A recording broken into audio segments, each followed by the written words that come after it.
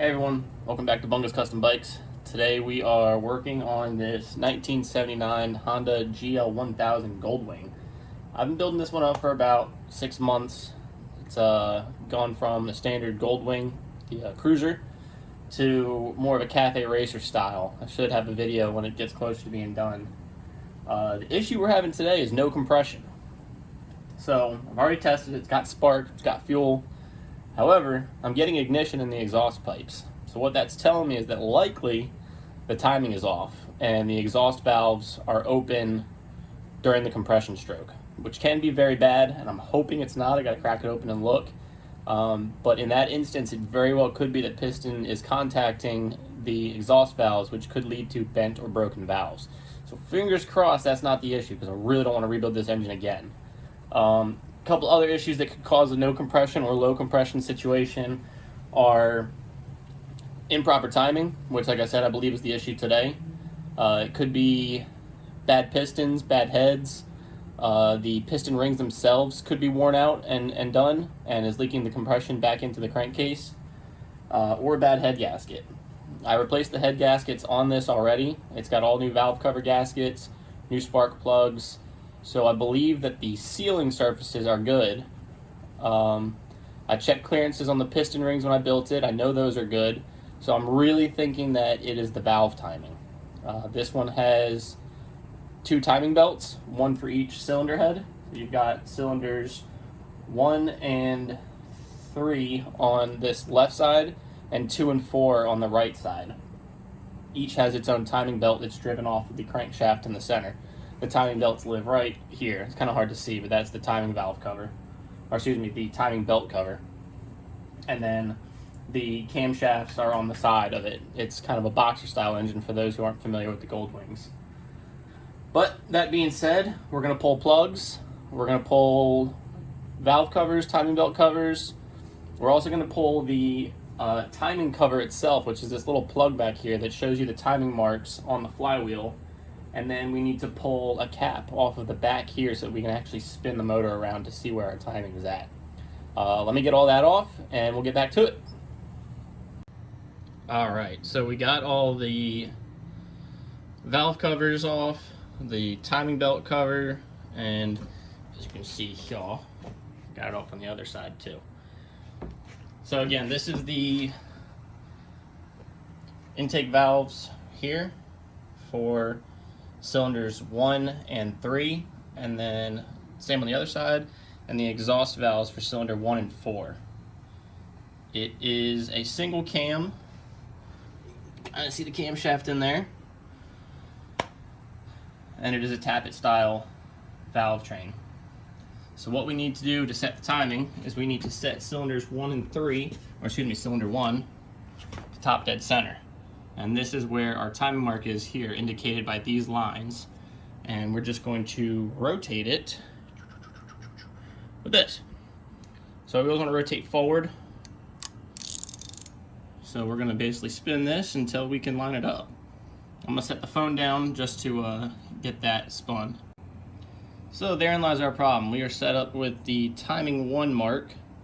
Kind of hard to see in there. You see the T, and then there's the 1 underneath it. However, our camshafts are 180 degrees out of alignment. So if you see this mark over here,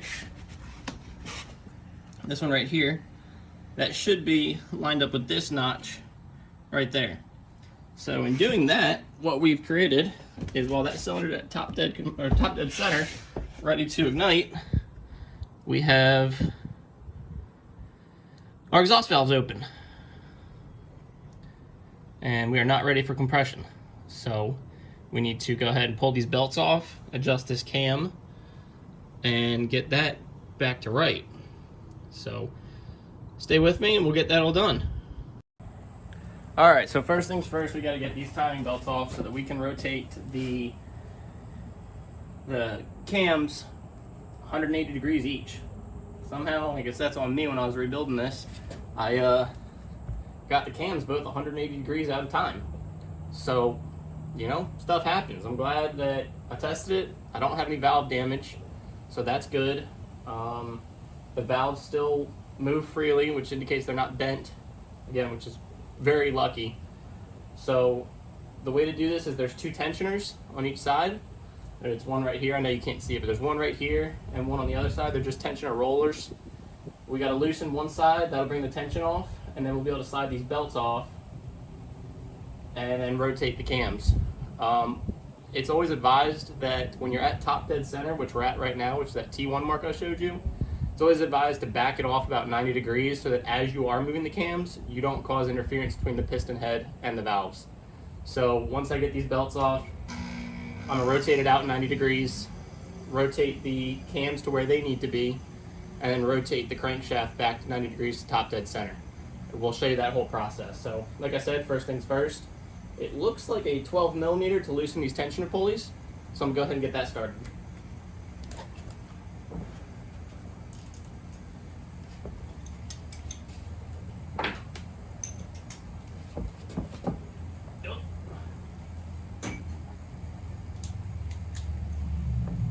It's a little tight back here working behind the radiator fan and in the frame.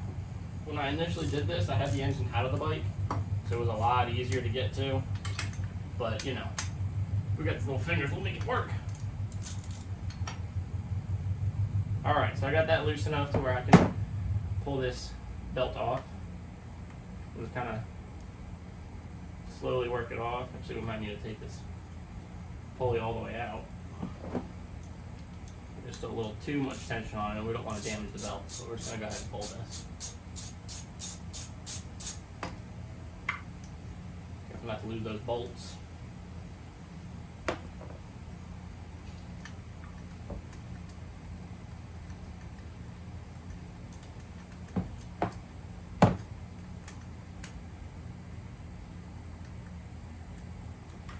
And there's one tensioner pulley. Just kind of sits in there, the belt rides underneath it, and it maintains tension on that. When you pull these out, it's always good to check them, make sure there's not too much free play in it, got a bad bearing. If there is, these are pretty easy to find and they can be pretty easily replaced. So go ahead and pull that belt off now. Just kind of tuck it down. And then we'll move to the other side and do the same thing.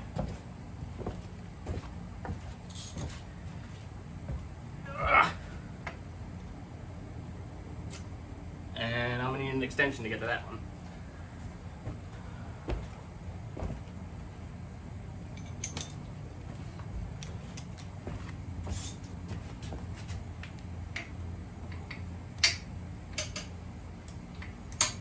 Of course, it is right behind the frame.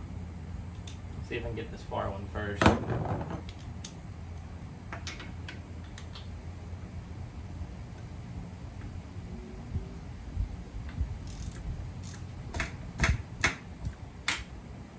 At least we can get our hand in there and take that one all the way out.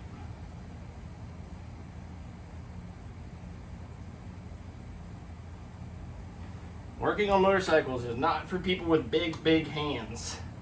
Fortunately, that's not me. I'm average in every aspect.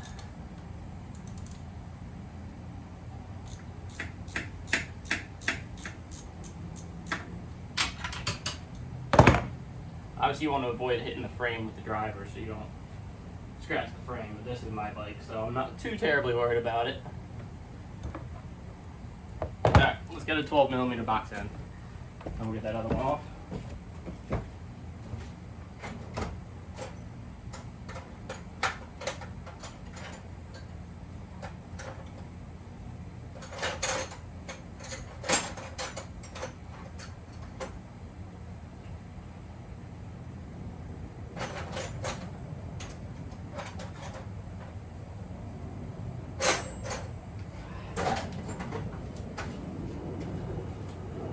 If I can find it.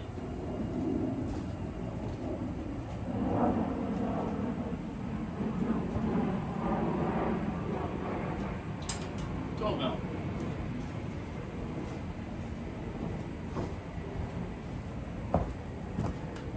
Alright, let's get in here and get this one off.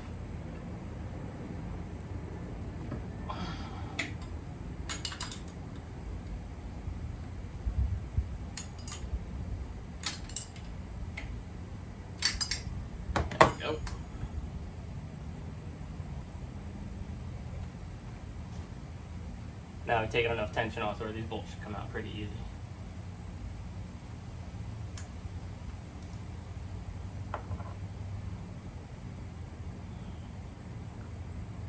And there's that bolt. Alright, so now like I said, we're going to turn the crank 90 degrees. We'll go 90 degrees backwards, or forward, excuse me. I don't like to go backwards because then you're loosening up the nut that is actually holding that timing case in. So we're going to go 90 degrees forward, and then after that we're going to have to go 270 degrees forward to make a full 360, get back at the T1 mark. Stay in school, kids. Math's important.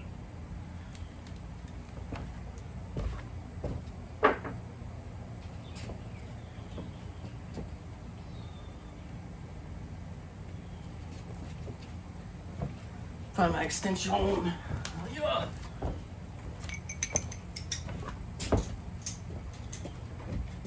All right.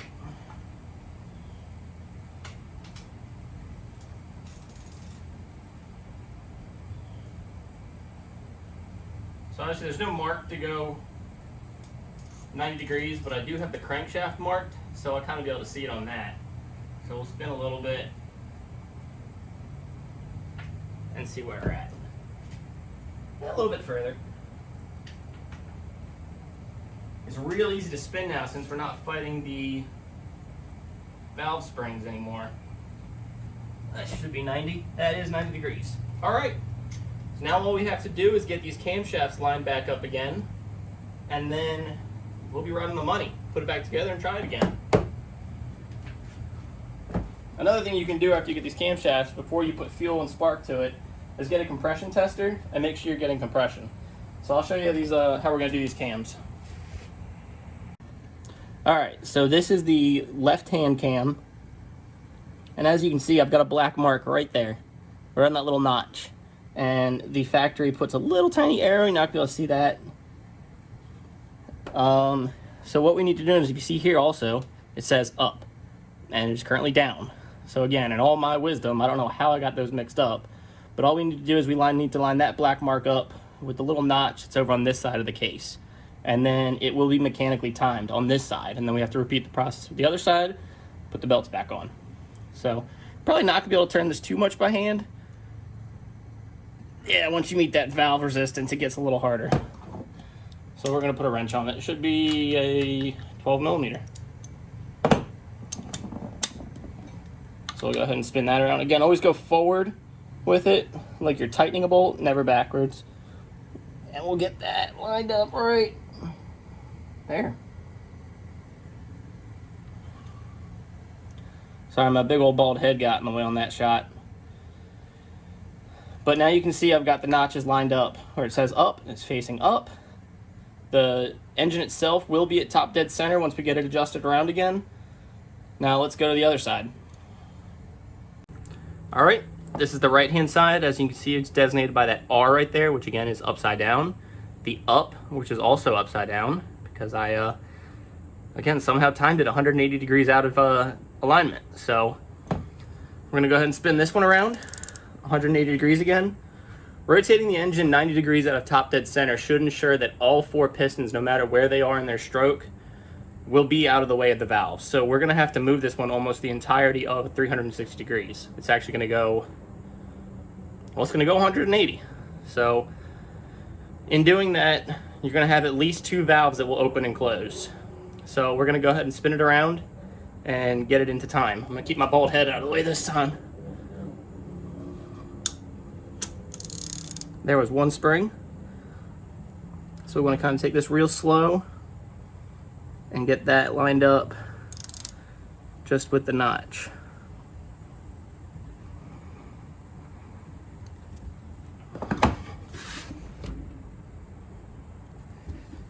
And that looks pretty good to me.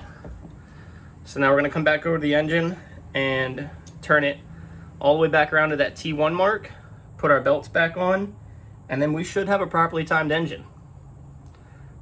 Hang with me.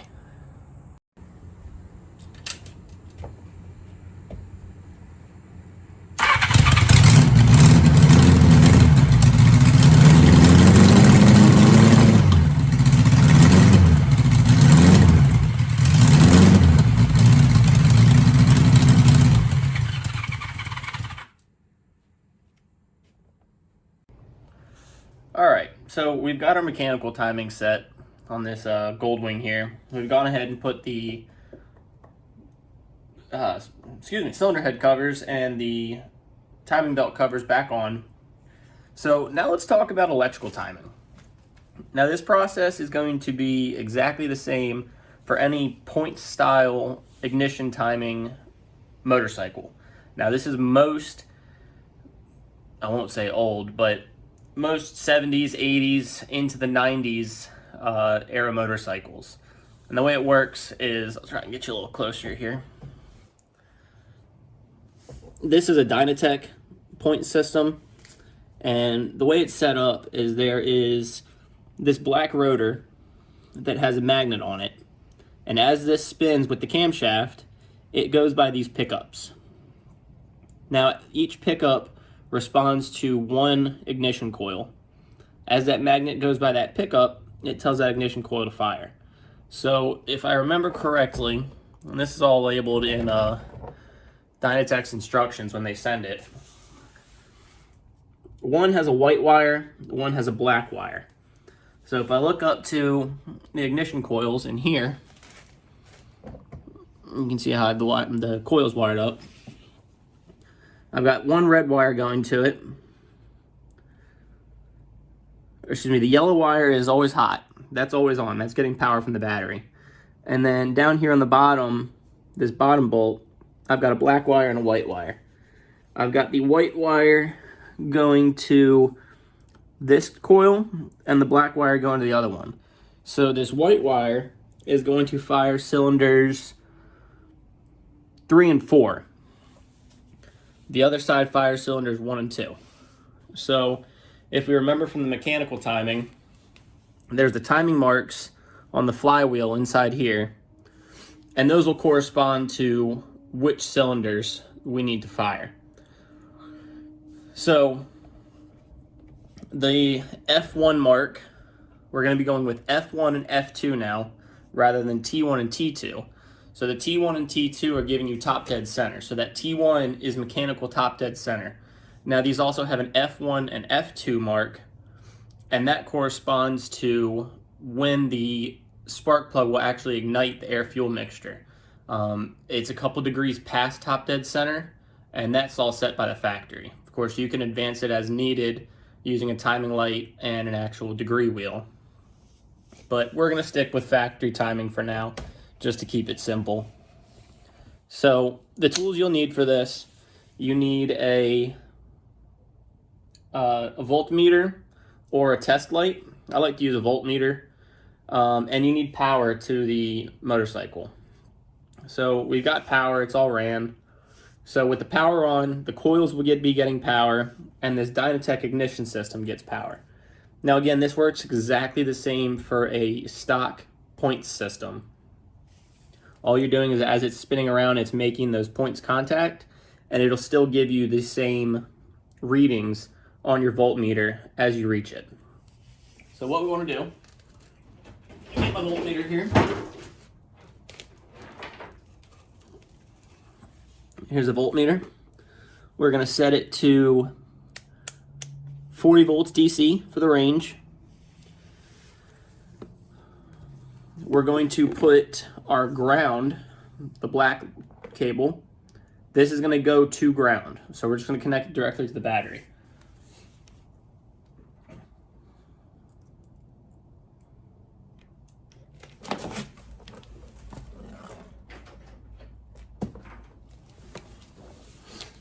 I like to use these little alligator clips here to go on it.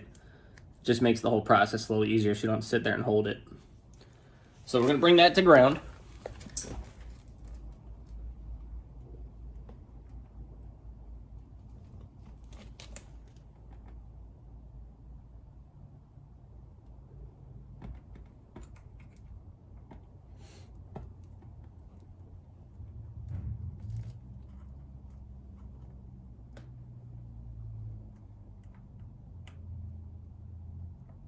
All right.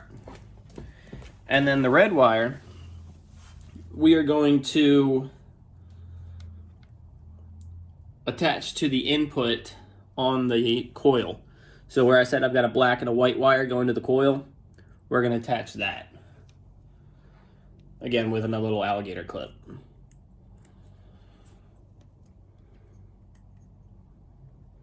So what we're looking for here is as we spin the motor around, we're looking to see 12 volts on our voltmeter once we hit that F1 and F2 mark for the corresponding cylinders.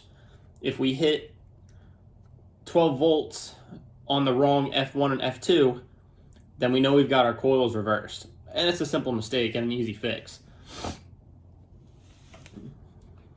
So like I mentioned, the F1 mark is for cylinders 1 and 2, and the F2 mark is for cylinders 3 and 4. So we'll go ahead and get the motor spun around. We're going to use the exact same plug in the back here that we used for the mechanical timing. So first we want power to the motorcycle. So I'll go ahead and turn it on. Now I'm getting 1.1 volts on it. That's just residual voltage. So let's go ahead and get this spun.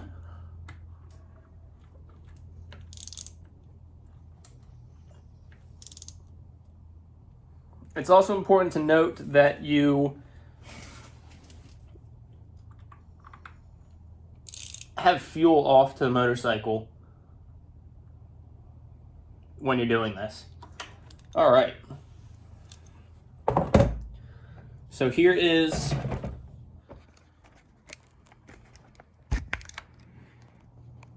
there is our F2 mark.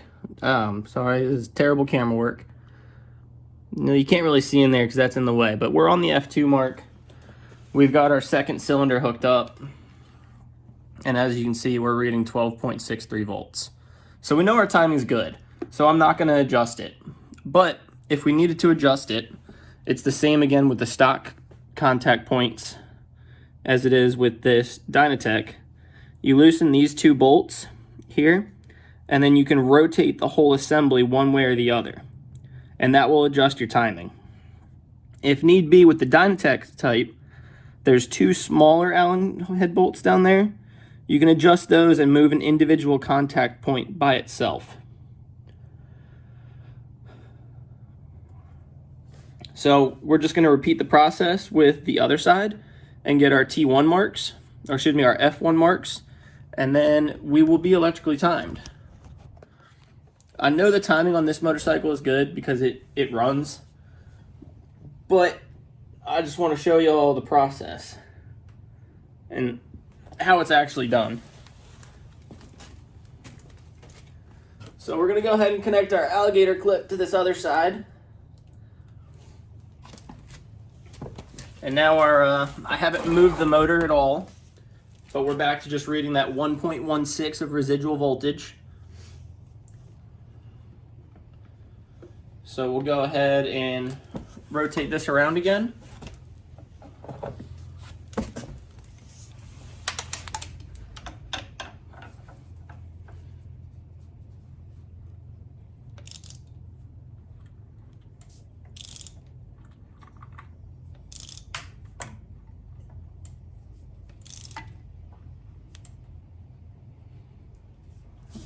Lost my alligator clip. Can't read it without an alligator clip. We'll just run that to chassis ground.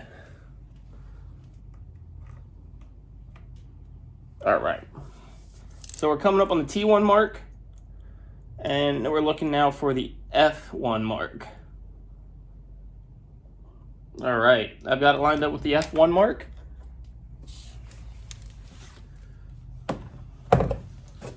And now you can see, again, I've got 12.6 volts going to that coil. So I know that my electrical timing is good.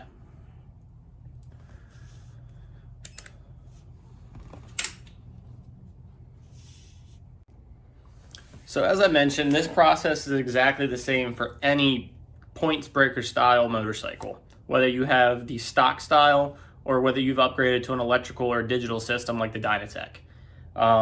It all runs on the basic principle. As the motor turns, it's spinning that rotor, which then either contacts or breaks the contact to send signal to the coil to actually fire the spark plug. Now the locations of the different timing marks are different for other motorcycles, like for an inline 4, such as on a CB750 or any of the Yamaha XS motorcycles.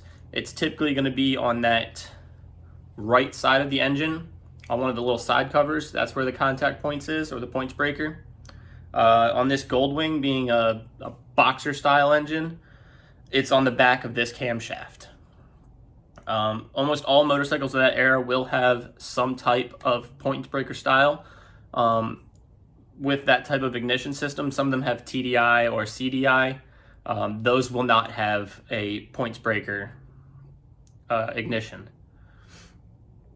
But if it does have a points breaker ignition, it's always good to set the timing with the electrical timing after you set the mechanical timing. So you set the mechanical timing, you know that it's all mechanically timed, then you go through and set the electrical timing. That'll make sure that the bike is going to be running properly, the spark plug's going to be firing when it needs to.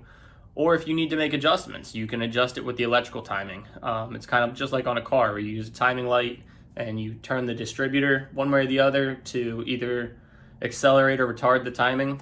You can do the same thing on a motorcycle.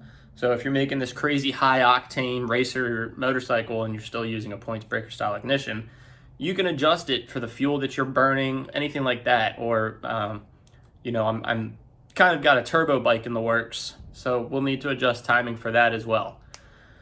But yeah, I hope this video was helpful. I hope you guys stick with me. We're going to be getting this Goldwing wrapped up here soon, getting all the wires taped down, wrapped up, and hopefully be getting it on the road. So stay tuned for that. Thanks for tuning in, y'all. Stay riding.